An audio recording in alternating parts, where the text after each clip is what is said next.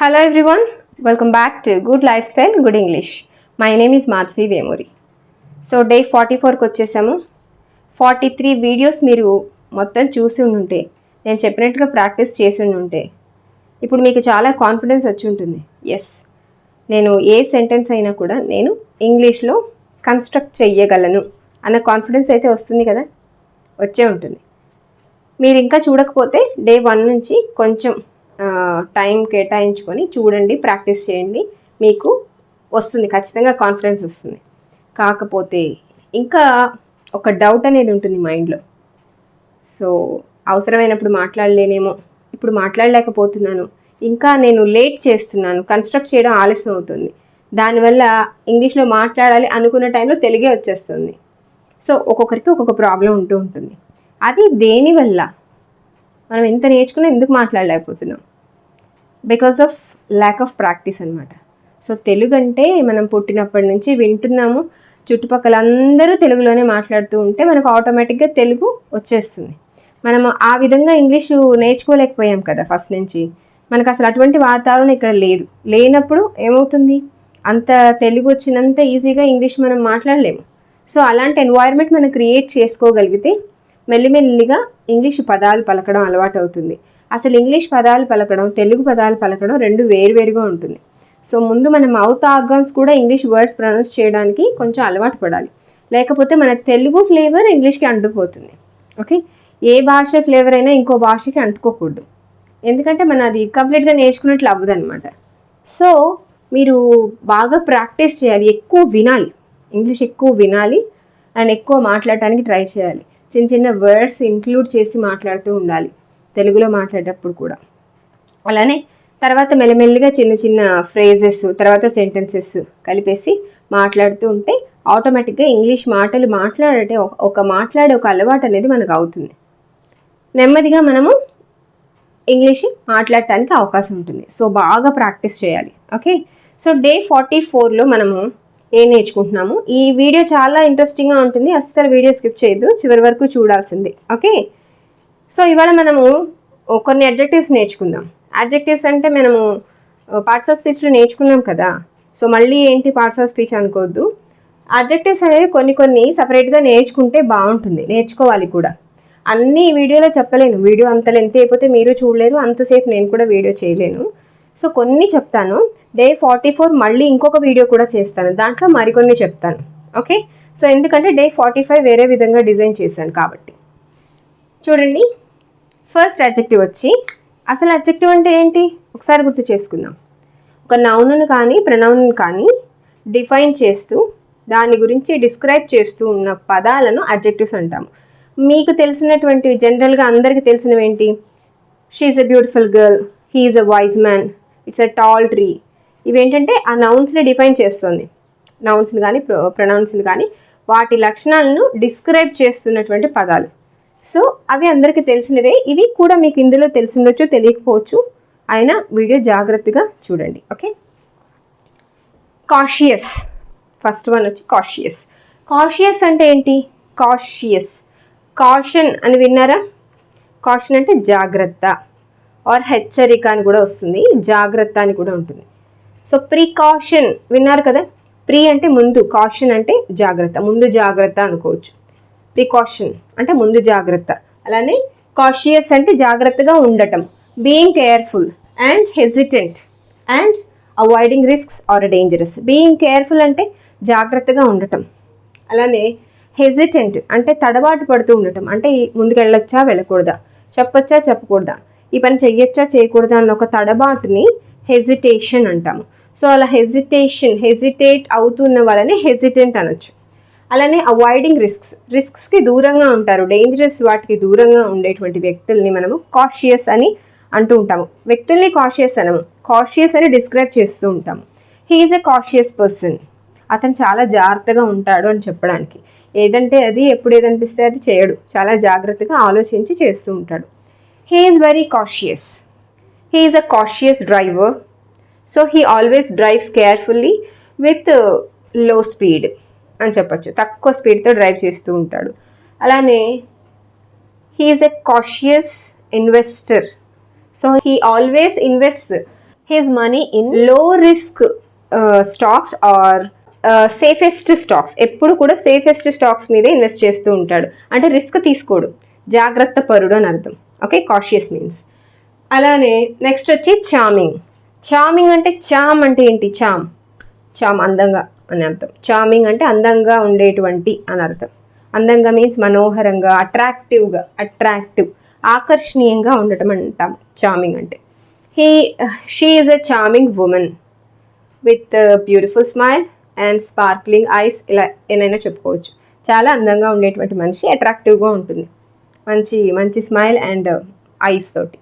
Okay, the charming hotel has a beautiful garden. చక్కగా ఉంది ఆ హోటల్, దాంట్లో ఒక మంచి గార్డెన్ కూడా ఉంది, అలా అనమాట. నెక్స్ట్ వచ్చి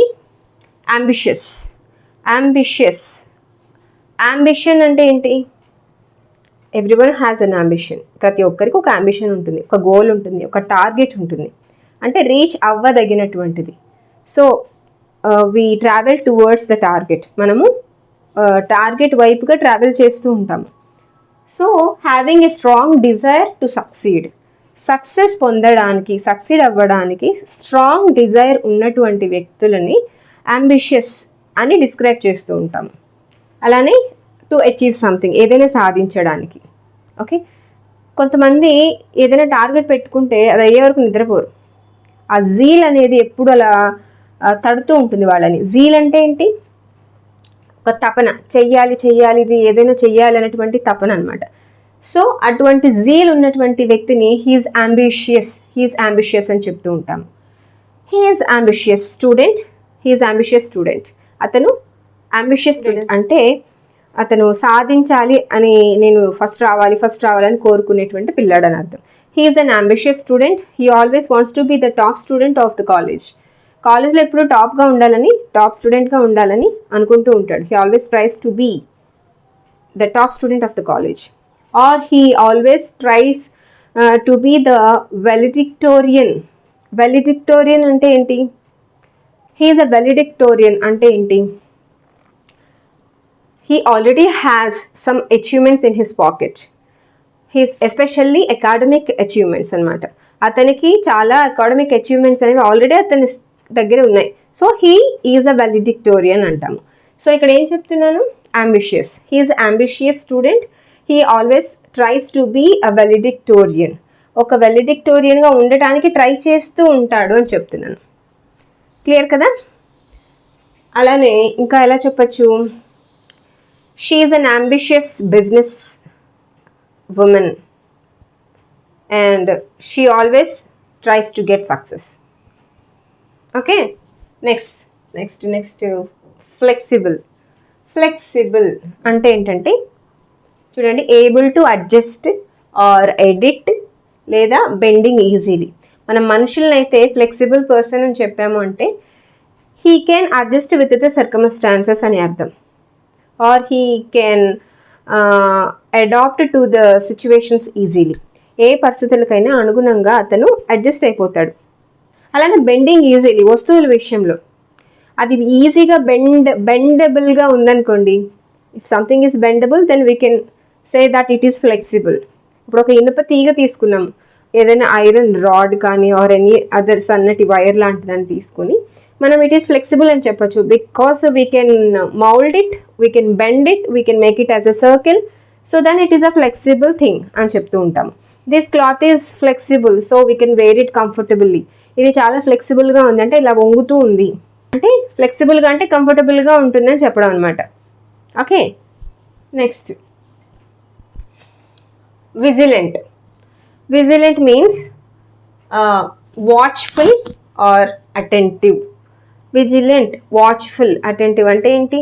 అలర్ట్గా ఉండటం. He is vigilant, the watchman is vigilant, the vigilant watchman అని చెప్తూ ఉంటాం. అంటే అతను చాలా అటెంటివ్గా ఉంటాడు అంటే ఏంటి? చాలా అలర్ట్గా ఉంటాడు అనమాట. ఏం జరిగినా సరే వెంటనే రియాక్ట్ అవుతూ ఉంటాడు. So the vigilant watchman observed everything that happened last night. So he is the main witness and he can provide the crucial information about the robbery. జరిగిన దొంగతనానికి సంబంధించి అతనే మెయిన్ విట్నెస్, అతను సబ్మిట్ చేయగలడు, అతను ఇవ్వగలడు information. Because he is a vigilant watchman. The vigilant watchman అని చెప్తున్నాను. అంటే కేర్ఫుల్గా అబ్జర్వ్ చేస్తూ ఉంటాడు అని అర్థం, అలర్ట్గా ఉండటం. అలానే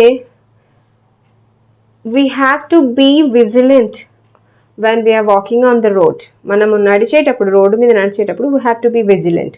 మనం విజిలెంట్గా ఉండాలి. అంటే ఇలా అప్రమత్తంగా ఉండాలి రోడ్ మీద నడిచేటప్పుడు. Or we should be vigilant at public places. Okay, అప్రమత్తంగా ఉండాలి. నెక్స్ట్ వచ్చి exotic. Exotic means unusual or rare. అంటే మనకి యూజువల్గా ఉండేటువంటిది కాదు, రేర్గా ఉండేటువంటిది, అన్యూజువల్. ఇంకా ఎలా చెప్పచ్చు, ఆరిజినేటింగ్ ఫ్రమ్ ఫారెన్ నుంచి. ఆరిజినేటింగ్ మీన్స్ అక్కడి నుంచి తెచ్చుకున్నటువంటివి అనుకోవచ్చు, అక్కడ తయారు చేసినటువంటి, ఫారెన్లో తయారు చేసినటువంటి వస్తువులు. అలానే ఫ్రమ్ డిస్టెంట్ ల్యాండ్, ఎక్కడో దూరం నుంచి తెచ్చుకున్నటువంటి వస్తువులు. అంటే ఏంటి, ఇప్పుడు ఎగ్జాటిక్ సోఫా సెట్ అన్నాను అనుకోండి, ఇది ఇక్కడిది కాదు, ఇది ఎక్కడ మీకు దగ్గరలో దొరకదు, rare piece. So it is originated in foreign and it is exported. We imported this piece from the foreign. మేము ఫారెన్ నుంచి ఇంపోర్ట్ చేసుకున్నాము అని చెప్పచ్చు. So we have an exotic piece sofa set at our home అని చెప్పచ్చు. అంటే very rare అనమాట, మీరు ఎక్కడ చూడలేరు, ఇలాంటివి చాలా రేర్గా చూస్తారు. అలానే I have an exotic piece of jewellery. నా దగ్గర ఉన్న జ్యువెలరీ ఎలా ఉందట, ఎగ్జాటిక్గా ఉందంటే చాలా రేర్ అనమాట, యునిక్ డిజైన్. అలానే my mother cooks or my mother always tries exotic dishes. They are very tasty also. మా అమ్మగారు ఎలా ట్రై చేస్తూ ఉంటారంటే ఎప్పుడు ఎగ్జాటిక్ డిషెస్, అంటే ఎక్కడ పెద్దగా ఎవరికి తెలియనివి కొత్తవన్నీ ట్రై చేస్తూ ఉంటారు, అవి బాగుంటాయి కూడా అని ఇలా మనము చెప్పచ్చు. నెక్స్ట్ వచ్చి ఇన్నోవేటివ్. ఇన్నోవేటివ్ మీన్స్ కొత్తగా ట్రై చేయడం. ఇంట్రడ్యూసింగ్ న్యూ ఐడియాస్, కొత్త ఐడియాస్ని ఇంట్రడ్యూస్ చేయడం అనమాట ఇన్నోవేటివ్ అంటే. I have many innovative ideas in my brain. And I'll make my children's study interesting with these innovative ideas. వీటి ద్వారా నేను మా పిల్లల చదువుని ఇంట్రెస్టింగ్గా చేస్తూ ఉంటాను అని చెప్పచ్చు. ఓకే, అంటే ఇలా కాకుండా ఇంకోలా అనమాట, కొత్తగా ట్రై చేయడం. ఓకే, నెక్స్ట్ వచ్చి లాయల్ మీన్స్ నమ్మకంగా ఉండటం. Showing commitment and dedication. Suppose ఒక వ్యక్తి మరొక వ్యక్తికి నమ్మకంగా పనిచేస్తున్నో లేదా నమ్మకంగా బిహేవ్ చేస్తున్నో ఆర్ ఎనీ అదర్ ఇన్ఫర్మేషన్ అటు ఇటు నడుస్తూ ఉన్నట్లయితే so he is loyal person అని చెప్పచ్చు. He is a loyal business man to his partner అనొచ్చు. He is the loyal customer to my store. మా స్టోర్కి ఇతనే loyal customer. He is the loyal person in the family. వాళ్ళ ఫ్యామిలీలో అతనే loyal person. He is my loyal friend. అతను నాకు నమ్మకస్తుడైనటువంటి friend. ఇలా మనము చెప్పచ్చు. నెక్స్ట్ వచ్చి విజన్ అంటే ఏంటి? విజన్ అంటే దృష్టి అనుకోవచ్చు కదా. సో విజనరీ అంటే దూరదృష్టి కలవాడు, ముందు చూపు కలవాడు అని అర్థం. Having a clear and imaginative vision for the future. భవిష్యత్తుకు సంబంధించి ఒక ఇమాజినేటివ్ విజన్ ఉన్నటువంటి వ్యక్తిని విజనరీ అని అంటూ ఉంటాము. Example, he is a visionary business man. He has innovative ideas and vision for the future. He has many innovative ideas and vision for the future. Future ki sambandhinchi future kosam enno innovative ideas unnai because he is a visionary businessman అని చెప్తాం. As a visionary leader, ఒక visionary లీడర్గా అంటే దూరదృష్టి గల లీడర్గా he made decisions concerning the future of the company and needs of the company అవసరాలకి సంబంధించి, భవిష్యత్తుకి సంబంధించి అతను నిర్ణయాలు తీసుకున్నాడు. Because he is a visionary leader. As a visionary leader, ఒక విజనరీ లీడర్గా ఇలా చేశాడు, అలా చెప్పచ్చు. నెక్స్ట్ వచ్చి last but not least affordable. Actually నేను చాలామంది రాంగ్గా ప్రొనౌన్స్ చేస్తుంటే విన్నాను. ఇట్స్ నాట్ అఫోర్డబుల్, కొంతమంది అలా అంటుంటే విన్నాను అనమాట. అది టీ కాదు, డి అనమాట.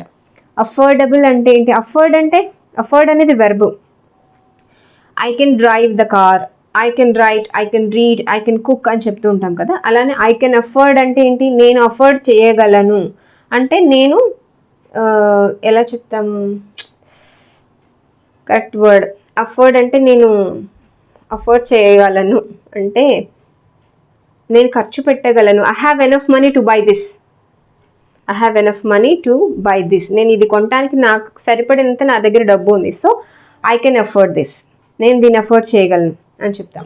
అఫోర్డబుల్ అంటే this is affordable, you can find this at an affordable price in this shop. నువ్వు ఈ షాప్లో దీన్ని అఫోర్డబుల్ ప్రైస్కి అంటే నువ్వు భరించడానికి ఓకే, రీజనబుల్ ప్రైస్. ఇక రీజనబుల్ ప్రైస్డ్ ఆర్ ఇన్ఎక్స్పెన్సివ్ అని చెప్పొచ్చు. ఎక్స్పెన్సివ్ అంటే కాస్ట్లీ, ఇన్ఎక్స్పెన్సివ్ అంటే కాస్ట్లీ కాదు, మనం కొనటానికి అనువుగా ఉండేటువంటి ధరకే లభించును, సరసమైన ధరలకి లభిస్తాయి అంటూ ఉంటారు కదా, అదనమాట.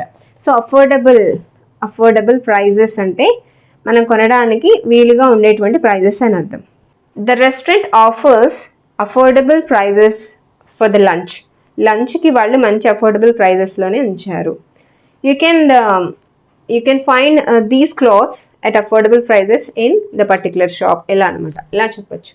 Okay, so these are not enough. ఇంకా చాలా ఉన్నాయి. అడ్జెక్టివ్స్ ఎన్నో ఉంటాయి, పదాలకి ఏముందండి, ఎన్నో దొరుకుతూ ఉంటాయి. సో మనకి రెగ్యులర్గా యూసేజ్కి అవసరం అయ్యేవి ఇవి. ఇంకా కొన్ని చెప్తాను, ఇంకా కూడా నేను చెప్తాను అడ్జెక్టివ్స్ ప్రత్యేకించి వీడియోస్ చేస్తూ ఉంటాను. బట్ ఈ కోర్సులో ఇంతకన్నా ఎక్కువ చెప్తే చాలా వీడియోస్ అయిపోతాయి. మళ్ళీ మీరు 45 days అన్నారు, 45 వీడియోస్ అన్నారు, ఇన్ని వీడియోస్ ఏంటి అనుకుంటారు. సో ఈ కోర్స్లో నేను ఒక లిమిటెడ్గానే చెప్తాను. ఇంకొన్ని వీడియోస్ కూడా నేను డే 44 మళ్ళీ చేస్తాను. ఓకే, డే 45 ఇంకా 2 వీడియోస్ బ్యాలెన్స్ ఉన్నాయి. సో వెయిట్ చేయండి. అంతవరకు keep practising, keep speaking English, keep in touch with English. Okay, thank you.